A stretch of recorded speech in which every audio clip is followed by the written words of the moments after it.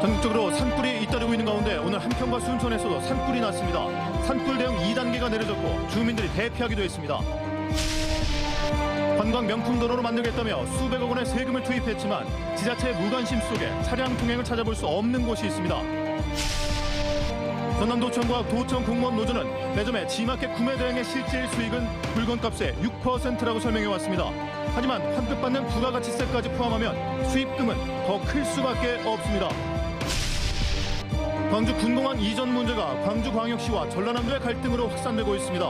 오늘 하루 광주시와 전라남도가 각각 입장문을 내면서 치열한 신경전을 벌였습니다. 여러분 안녕하십니까? 목포 MBC 뉴스데스크입니다. 건조한 날씨 속에 전국적으로 산불이 잇따르는 가운데 한평과 순천에서도 오늘 대형 산불이 발생했습니다. 산불 2단계가 발령되면서 주민 대피령이 내려지기도 했습니다. 신광하 기자입니다. 산 정상이 거대한 불기둥에 뒤덮였습니다. 인접한 산자락에서도 화염과 연기가 자욱합니다. 소방 헬기가 산불 원점을 향해 연신 물을 뿌려대지만 불길은 좀처럼 잡히지 않고 있습니다. 한평군 대동면의 야산에서 불이 난 것은 오늘 낮 12시 19분쯤. 불이 나자 지자체와 소방, 군이 보유한 헬기 6대, 진화 차량 31대, 진화대원 115명이 투입돼 진화 작업을 벌였습니다. 하지만 불이 산 아래에 있는 마을까지 번지면서 주민들이 초등학교 등으로 긴급 대피했습니다. 징어요. 뭔 일일까? 다른 데 불나면 뭔 일로 저럴까 했더니 재산을 이거 뭐 어떻게 말할 수가 없을 만큼 피해 상황이 될 것 같아요. 산불은 3시간여 만에 인접한 신광면 자연생태공원 야영장 부근까지 확산했고 산불 2단계가 발령됐습니다. 산불 2단계는 예상 피해 면적이 최대 100헥타르, 예상 진화 시간이 24시간 이상 예상될 때 내려집니다.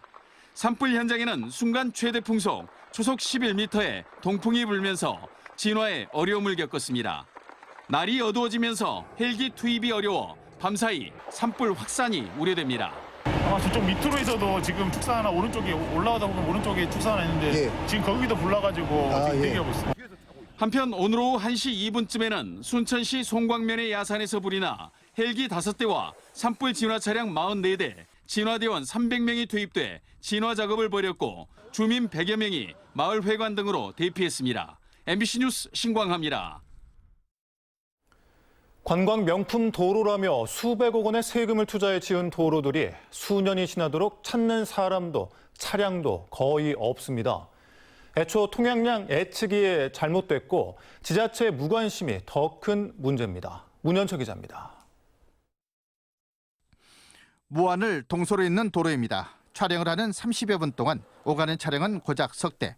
만남의 길이라는 도로 이름이 무색하게도 통행하는 차량이나 사람은 손으로 꼽을 정도입니다. 명품 도로를 조성한다며 이 도로 개설에 국비 179억 원을 투자했습니다. 특히 교통량이 거의 없습니다. 하루에 한 20대 다니니까요. 그만큼 이 수많은 예산을 들여서 만들어 놓은 이 도로가 도로 기능으로서는 유명무실된 지가 조금 개통된 후부터 지금까지입니다. 지난 2020년 개통한 노을길. 해송숲을 따라 석양을 만끽할 수 있는 해안 관광 일지도로가 지어졌습니다. 테마숲, 관광 테마공원과 낙지 전망대, 야영장 등 편익시설도 갖추고 있습니다.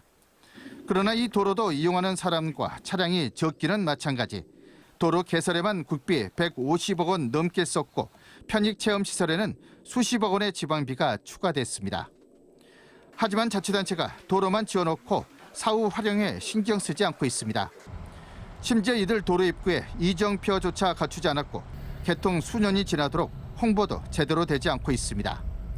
걷는 길하고 같이 연계를 한 용역을 한번 해서 진짜 실질적으로 주민은 원하는 것이 어떤 것이고 군에서도 그동안에 문제점이 있던 것들을 전체적으로 보완을 한번 담아보려고 지금 준비를 하고 있습니다. 나주 영산포에서 무안일로까지 역사 문화의 숨결을 느낄 수 있는 영산강 강변도로, 해안선을 따라 붉게 물드는 갯벌을 감상할 수 있는 노을길, 승달산과 영산강을 잇는 생태 관광도로인 만남의 길, 국내뿐만 아니라 세계에 내놔도 손색 없는 명품 도로들이 만들어졌지만 빛을 보지 못하고 있습니다. MBC 뉴스 문현철입니다.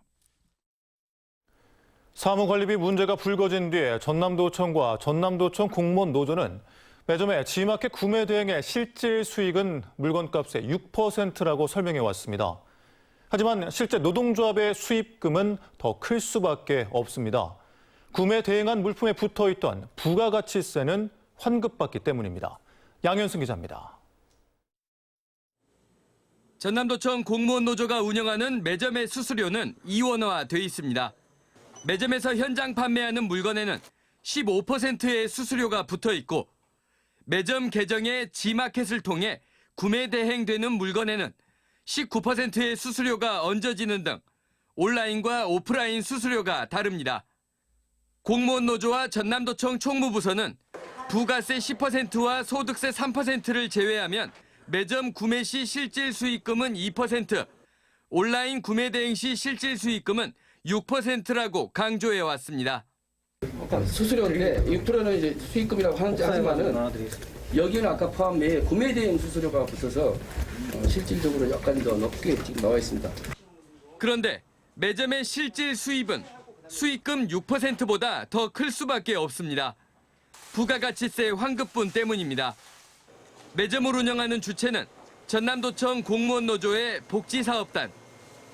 부가가치세 일반 과세자로 등록돼 있는데 일반 과세자는 물건 구입비에 세액을 공제받습니다. 보통 이 부가가치세 일반 과세자라고 하는 거는 매출을 일으킬 때 부가세를 납부를 하고 매입을 일으킬 때 부가세를 환급을 받기 때문에 대다수 같은 경우는 부가세를 환급을 받습니다. 매점의 G마켓 아이디를 통해 100만 원짜리 물품을 구매 대행하는 상황을 가정해 살펴보았습니다. 매점은 100만 원에 산 물건에 수수료 19%를 붙여 119만 원에 전남도청 부서에 다시 청구합니다. 공무원 노조 측 주장대로라면 원래 물건값보다 불어난 19만 원 중 13만 원은 세금 명목이고 실질 수익은 6만 원입니다. 하지만 최초 매점이 G마켓에서 구매했던 물품에 포함되어 있던 부가세 10%, 9만 909원은 매점이 환급받게 되는 돈. 부가세 환급분까지 감안하면 매점이 구매 대행을 통해 얻는 총 수입은 15만 원가량에 이를 것으로 추정됩니다. 매입 부가세를 환급을 받았다고 하면은 그 부분만큼 수익률 6%에 가산돼야 되지 않을까 하는 생각이 듭니다. 매입 부가세를 제외하고 실질 순이익은 6%라 말은 회계나 세무적 입장에서는 좀 잘못됐다고 판단되어집니다. 전남도청 공직자들이 사무관리비 등으로 매점의 G마켓으로 구매하는 물품은 결국 10%의 부가가치세가 이중적으로 얹어진 채 값을 치르고 있는 셈입니다. 공무원 노조는 매점 운영을 통한 수익금은 복지물품 기부와 문화공연 등 전남도청 공직자와 지역사회에 환원하고 있다고 강조하고 있습니다. MBC 뉴스 양현승입니다. 한평군을 놓고 오늘 하루 광주시와 전라남도가 각각 입장문을 내면서 치열한 신경전을 벌였습니다. 강기정 광주시장이 광주 군공항 유치에 적극적인 한평군과의 행정통합이 불가능한 이야기는 아니라고 하자 전라남도가 반박하는 등 군공항 이전 문제를 놓고 두 광역자치단체의 갈등이 깊어지고 있습니다. 주현정 기자입니다. 강기정 광주시장은 최근 한 언론사가 주최한 포럼에서 한평군과의 행정통합 가능성을 묻는 질문에 불가능한 일은 아니라고 말했습니다. 이를 놓고 기자들이 진위를 묻자 강 시장은 비슷한 취지의 말을 한 번 더 했습니다. 한평군의 광주시하고 통합 추진이 가능하냐라고 해서 그것은 군의군과 의성군의 선례가 있기 때문에 어려운 문제만은 아닙니다라는 이야기였어요. 경북 군의군을 대구로 편입해 답보 상태의 군공항 이전 사업의 실타래를 풀었던 대구 경북 사례로 보자면 안 될 건 없다는 겁니다. 그러자 전라남도가 즉각 입장문을 내고 반발했습니다. 한평군의 광주광역시 편입은 원칙적으로 광주 군공항 이전 사업과는 별개로 논의되어야 할 사항이라며 광주시장의 발언은 전라남도와 사전 협의 없이 이뤄졌고 이는 군공항 이전 문제를 더욱 복잡하게 만드는 것이라고 목소리를 높였습니다. 그러자 광주시는 다시 입장문을 내고 광주시는 특정 지역을 정했거나 염두하고 군공항 이전을 추진하고 있지는 않다며 현재 가장 우선시되어야 하는 과제는 특별법에 조속한 국회 통과라며 한 발 물러서는 듯한 모습을 보였습니다. 지난주 김영록 전남도지사의 광주 군공항 무한 이전 발언에 이어 강기정 광주시장의 한평 편입 발언까지 광주 군공항 이전을 둘러싼 두 광역단체장의 삿바 싸움이 치열하게 진행되고 있습니다. MBC 뉴스 주현정입니다. 2023 김대중 평화회의 준비가 본격 시작됐습니다. 오늘 전남도청에서 열린 김대중 평화회의 조직위원회 회의에서는 평화회의 추진 방향과 문화 행사, 홍보 등 세부 프로그램 운영 방안과 세부 실행 계획에 대한 다양한 논의가 이루어졌습니다. 2023 김대중 평화회의는 지구적 평화와 지구적 책임을 주제로 10월 4일부터 6일까지 목포와 신안 일원에서 열릴 예정입니다. 옛 전남 태권도협회와 옛 전남 태권도 연합회가 하나의 단체로 7년 만에 정상화하기로 했습니다.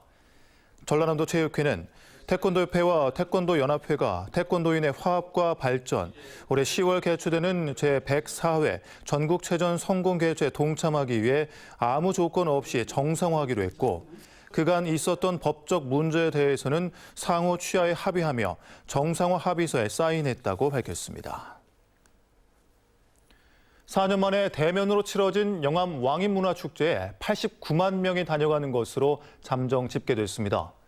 지난달 30일부터 어제까지 나흘 동안 열린 영암 왕인문화축제는 백리 벚꽃길이 만개한 가운데 왕인을 상징하는 문자 활자 콘텐츠와 K-레전드, 왕인의 귀한 퍼레이드 등 역대급 볼거리에 즐길 거리가 많았다는 평가를 받았습니다. 이웃들과 따뜻한 한 끼 식사를 나누는 사랑의 밥차를 아십니까? 코로나19로 3년 동안 중단됐었는데 최근 다시 운영을 시작했습니다. 허연주 앵커가 현장을 다녀왔습니다. 미역국과 고기 반찬 등 푸짐한 한상이 식판에 담겼습니다. 어르신들을 위해 이른 아침부터 정성스레 준비한 음식들입니다. 목포 사랑의 밥차는 지난 2013년 시작됐습니다. 11년 동안 어르신의 따뜻한 밥 한 끼를 책임져온 밥차인데요. 이곳에서는 500인분의 국과 밥을 만들 수 있습니다. 코로나19로 3년 동안 중단됐던 사랑의 밥차 운영이 재개되면서 모두 크게 반기고 있습니다. 고기도 좋고 밥도 좋고 다 좋지. 그 코로나 때 오기 전에는 사람들이 많아가지고 이중으로 식사하고 그랬어요. 나이 드신 분들 또 사면 얘기도 하고 뭐 즐겁게 좀 지냈으면 좋겠어요. 사랑의 밥차가 운행을 중단했을 때도 이웃에게 밑반찬을 전달하는 등 500여 명의 시민과 단체들이 이웃 사랑을 실천해 왔습니다. 우리 언제 밥차 사랑의 밥차 여냐고 자꾸 말을 하셔요. 곧 하겠죠? 코로나 끝나면 하겠죠? 그랬어요. 근데 마침 끝나서 이렇게 하니까 난 너무 좋아요. 음식뿐 아니라 흥겨운 공연도 준비됐는데요. 어르신들에게는 이웃과 함께 나누는 이 시간이 소중하다고 합니다. 진짜 이런 일에 서로 보조하고 협조한다는 것이 얼마나 고마운 일이. 사랑의 밥차를 준비해 주신 자원봉사자 여러분께 감사드리고 또 우리 어르신들이 행복한 순간, 소통의 순간들을 맞이하게 되어 뜻깊다 생각합니다. 든든한 한 끼를 책임지는 사랑의 밥차. 매주 화요일 점심시간 이웃의 따뜻한 마음과 손길이 모여 다시 새 출발을 시작했습니다. MBC 뉴스 허연주입니다. 전남 지역은 내일부터 많은 비가 내리겠습니다. 기상청은 내일 저녁부터 오는 6일까지 전남에는 30에서 80mm, 많은 곳은 최대 120mm의 비가 내릴 것으로 예보했습니다. 낮 최고 기온도 20도 미만으로 떨어지겠고 낮과 밤의 기온차가 크겠으니 건강 관리에 주의하시기 바랍니다. 오늘 오전 9시 30분쯤 신안군 앞에도 수변공원 인근에서 경운기와 1톤 트럭이 충돌했습니다. 이 사고로 경운기 운전자 83살 윤모 씨가 병원으로 이송됐고 경운기에 실린 흙이 도로에 쏟아져 1시간 이상 교통정체가 빚어졌습니다. 경찰은 트럭 운전자와 목격자 등을 상대로 정확한 사고 원인을 조사하고 있습니다. 목포경찰서는 층간소음 다툼으로 위층 주민에게 둔기를 휘두른 40대 남성을 특수폭행과 주거 침입 등의 혐의로 구속영장을 신청했습니다. 이 남성은 지난 1일 새벽 2시쯤 자신이 사는 아파트 위층에 찾아가 둔기로 주방 가구를 부수고 이웃 주민을 폭행한 혐의를 받고 있습니다. 전남도 의회는 내일부터 14일까지 제370회 임시회를 운영합니다. 이번 임시회에서는 22명의 의원이 김영록 전남지사와 김대중 전남교육감을 상대로 현안을 묻고 문제점에 대한 대안을 제시합니다. 또 각 상임위원회에서는 도정과 주민생활과 밀접한 20건의 조례안을 처리할 예정입니다. 김대중 전남교육감이 영국 런던에서 열린 에듀테크 박람회에 참석해 교육부 차관에게 2024 글로벌 미래교육 박람회 공동 개최를 제안했습니다. 전라남도 교육청은 디지털 대전환을 통해 교육의 질을 높일 필요가 있다며 공생의 교육, 사람, 디지털, 생태의 지속 가능한 미래를 주제로 2024년 글로벌 미래교육 박람회 개최를 준비하고 있습니다. 전라남도가 전남 국립호국원 조성에 속도를 내고 있습니다. 전라남도는 시군 수요 조사를 통해 장흥 2개소와 신안 1개소를 후보지로 선정하고 국가보훈처에 국립호국원 유치 제안서를 제출했습니다. 후보지가 선정되면 오는 2029년까지 496억 원을 들여 봉안시설 2만 기 규모의 전남 국립호국원을 조성할 예정입니다.